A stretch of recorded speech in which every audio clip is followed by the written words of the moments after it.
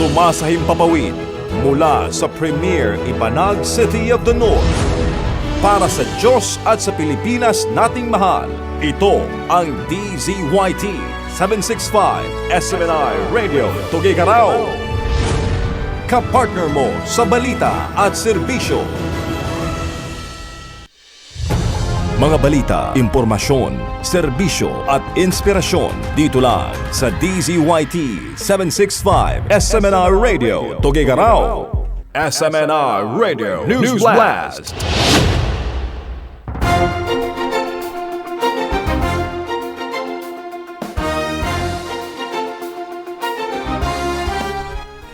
DOJ nilabas na ang mga subpwena para sa investigasyon na umano'y pagtakas ni Senator Bato de la Rosa.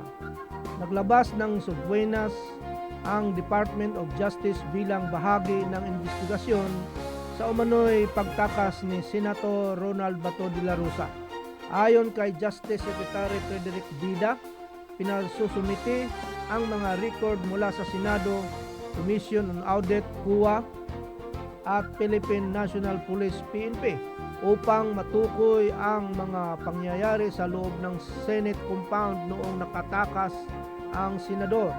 Kasama rin na sa investigasyon ang posibleng obstruction of justice at pagtatago umano sa senador habang nagpapatuloy ang manhunt operation.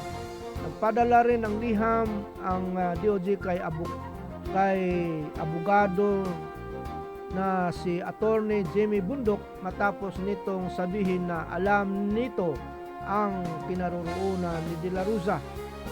Samantalang sinabi ng PNP na sinimulan na nilang kansilahin ang mahigit 100 pirasong baril na nakarehistro sa pangalan ni De La Rosa habang patuloy ang operasyon laban sa kanya.